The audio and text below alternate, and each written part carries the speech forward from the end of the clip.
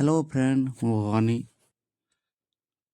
ଜାଣିବା ଅଛି କି ଏନ୍ଆର୍ଇଏସ୍ ପେମେଣ୍ଟ ଓଡ଼ିଶାରେ କେବେ ଆସିଲା, ତା ବିଷୟ ଡିଟେଲ୍ ଜାଣିବା ଅଛି। କେମିତି କଲେ, କେଉଁଠି ଗଲେ ଆମେ ଜାଣିପାରିବା ଏନ୍ଆର୍ଇଏସ୍ ପେମେଣ୍ଟ କେବେ ଆସିଲା। ଆମେ ଫାଷ୍ଟ ଭିଡ଼ିଓ शुरू କରିବା। ଫାଷ୍ଟ ପ୍ରଥମେ ଯିବା କ୍ରୋମ୍ ବ୍ରାଉଜର। କ୍ରୋମ୍ ବ୍ରାଉଜର ଗଲା ପରେ ସର୍ଚ୍ଚ କରିବା ଆସିଗଲା MGNREGA ସେକ୍ସନ୍ ଗୋଟେ ଟଚ୍ କରିବା। ଟଚ୍ କଲା ପରେ 2022-23 ଟଚ୍ କରିବା। ତାପରେ ମୁଁ ଜୁମ୍ କରି ଦେଖିଛି NEFMS ଡେଲି ସେକ୍ସନ୍ ଗୋଟେ ଟଚ୍ କରିବା।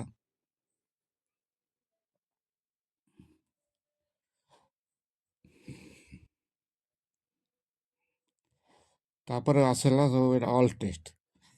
ଆମେ କାଣା କରିବା, ତିନିଟା ଡଟ୍ ଟଚ୍ କରିବା। ଉପରେ ଖାଇଆଡ଼େ ଅଛି ତିନିଟା ଡଟ୍ ଟଚ୍ କଲା ପରେ ଖାଇଆଡ଼େ ଫାଇଣ୍ଡ ପେଜ୍ ଟଚ୍ କରିଦେବା।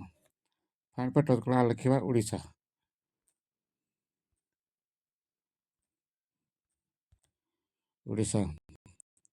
ଆମର ଓଡ଼ିଶା ପଳେଇ ଆସିବ। ଦେଖନ୍ତୁ ଦୋଷ 14/11 ପଇସା ଆସିଛି, 13/11 2025 ପଇସା ଆସିଛି, 12/11 ହେଇଛି, 11/11 2025 ହେଇଛି, 10/11 ହେଇଛି।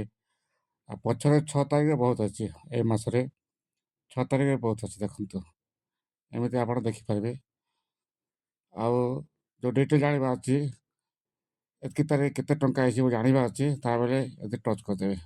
ଯେଉଁଠି ଟଚ୍ କରିବେ ସେ ଜାଣିପାରିବେ ପୁରା ଡିଟେଲ୍